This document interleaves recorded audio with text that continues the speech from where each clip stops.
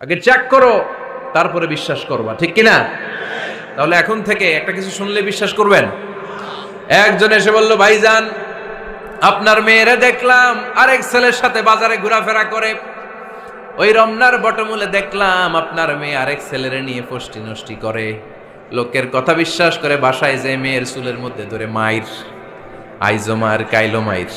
এরকম হইতে পারে না? হয়তো ওই লোক আপনার মেয়ের মতো দেখতে আরেক মেয়েকে দেখছিল।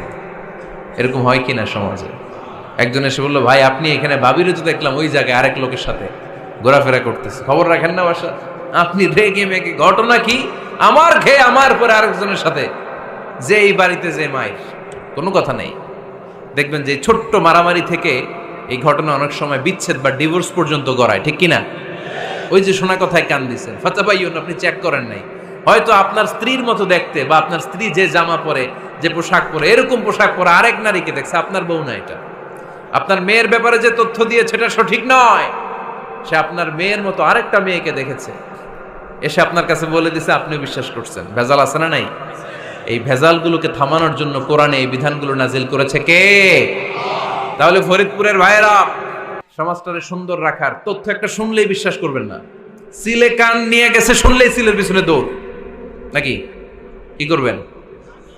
আগে কানে হাত দিয়ে একটু দেখবো কান দুইটা আছে না নাই, তারপরে চিলের পিছনে দৌড়াবো। তাহলে এখন থেকে আমরা তথ্য একটা শুনলেই বিশ্বাস করব। তাহলে কি করবেন? বলতে হবে কি করবেন? যাচাই বাছাই, জাস্টিফিকেশন অফ দ্য নিউজ।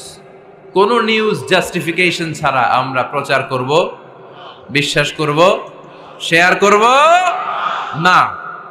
আল্লাহ বললেন, ইয়া আইয়ুহাল্লাযীনা আমানু লা ইয়াসখার কওমুম মিন কওম। ওহে আমার ঈমানদার বান্দারা, শোনো শোনো, খবরদার কখনো কোনো মুমিন বান্দারে ঠাট্টা করো না, অবজ্ঞা করো না, ঠাট্টা করো না।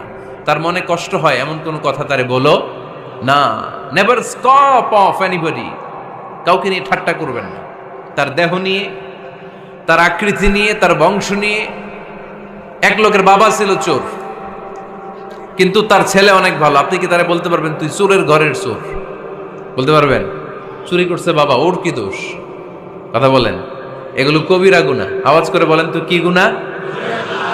কবিরা গুনাহ। কারো আকৃতি নিয়ে, আমার ফরিদপুরের কলিজার টুকরা যুবক ভাইরা, কারো আকৃতি নিয়ে কখনো অবজ্ঞা করবে না, তুচ্ছ জ্ঞান করবে না।